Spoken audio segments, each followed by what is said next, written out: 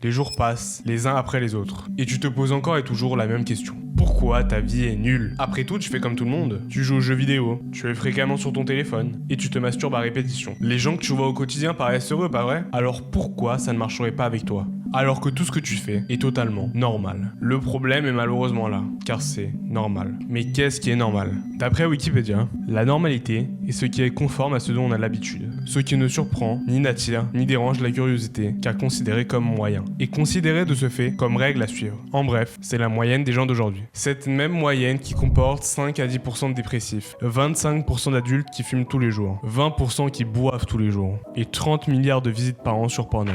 Voici la norme sur laquelle tu te bases. En te basant sur celle-ci, tu laisses tes actes à la portée des autres. Tu agiras et tu feras en fonction des autres. Et quand on voit ce que ces autres font, on peut rapidement avoir des doutes. Mais ne pas se faire influencer dans le monde d'aujourd'hui est quasi mission impossible. Dans tous les cas de figure, il faudra bien que tu aies un référentiel. C'est à ce moment-là que c'est à toi de choisir ta norme. À toi de choisir sur quoi tu vas te baser. Bien sûr, il faut alors chercher à se baser sur les meilleurs, à ceux qui ont réussi et à ceux qui possèdent ce que l'on convoite. Il va alors souvent y avoir deux types de pensées. La première, voir la réussite à portée de main, être ambitieux. Et la deuxième, penser la réussite comme inatteignable et ne même pas chercher à l'atteindre. C'est à toi de choisir quel mode de pensée tu vas choisir en fonction de tes objectifs. Petit 1, rester misérable en étant persuadé que la vie n'a pas de sens. Petit 2, se battre pour lui en trouver un. Je pense que c'est le premier pas pour commencer à se développer. Comprendre qu'on ne cherche pas à dépendre de cette norme, mais bien au contraire, qu'on cherche à la surpasser. Je ne suis pas en train de dire que tu dois faire ton Dark Sasuke en faisant tout ce que les autres ne font pas, juste pour ne pas leur ressembler. C'est simplement qu'au fur et à mesure du temps, plus tu vas t'améliorer, plus tu seras contraint de faire des choix qui vont te distinguer des autres. Retiens bien ceci, tu ne feras jamais partie du top 1%, mais seulement de ta norme. En lançant cette chaîne YouTube, je ne me suis pas basé sur les 80% des chaînes n'ayant jamais atteint les 1000 abonnés, mais bien sur des chaînes aux croissances fulgurantes telles que l'OLNV. Après tout, s'ils l'ont fait,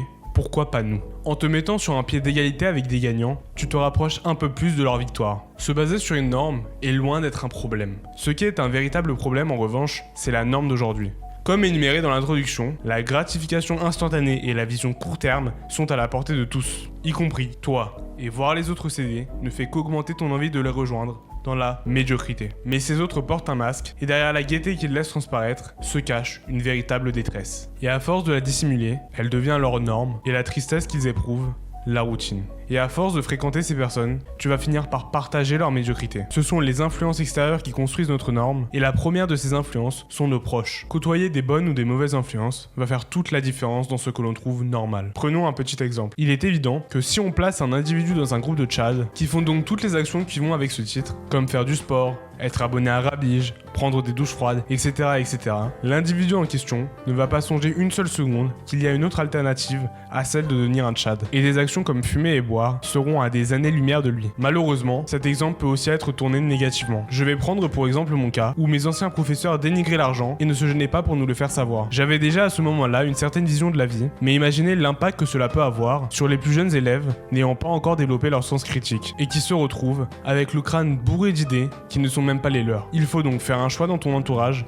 car ce choix te sera bénéfique par la suite. Comme le dit cette fameuse phrase de Jim Rohn, nous sommes la moyenne des 5 personnes que nous côtoyons le plus. Mais il n'y a pas que nos proches qui peuvent nous influencer. Il y a également les réseaux sociaux qui bien souvent répandent des idées fausses où les influenceurs vendent du rêve à la grande majorité en montrant allègrement leur argent tout en dissimulant les efforts et les sacrifices que peu sont prêts à fournir. Dans ce genre d'application, le superficiel est à son paroxysme. La réalité est totalement modifiée et des mois d'efforts se transforment en une minute de bien matériel avec de la funk en arrière-plan. Ici, tout n'est que jeu de regard, où la vie de chacun est dictée par la vie de chacun et où la médiocrité est source de sujets d'entente. Je pense que les réseaux sociaux sont les meilleurs moyens pour penser comme un débile rapidement et pour être totalement déconnecté de la réalité. Heureusement, il y a aussi des utilisateurs dans le même style que le mien, c'est-à-dire dans la niche dev perso et qui à travers leur contenu essayent d'aider. Mais la réalité est que bien souvent nous sommes peu écoutés, mais beaucoup entendus. Pour finir, la meilleure influence pour la fin, les livres. Bien choisis, ils peuvent nous ouvrir les yeux sur certaines choses et peuvent nous pousser à changer. Ils sont ceux qui vont remplacer et briser tes croyances limitantes pour que tu puisses exploiter ton plein potentiel. Enfin, j'aimerais te rappeler que ce n'est pas un hasard si la norme d'aujourd'hui est ce qu'elle est. Les gens ont peur de prendre des risques, peur de la difficulté et ne souhaitent qu'une chose, baigner dans la facilité. Malheureusement pour eux, dans la plupart des cas, la facilité ne mène à rien, hormis de mauvais souvenirs. Tu sais maintenant ce qu'il te reste à faire si tu souhaites changer, alors agis.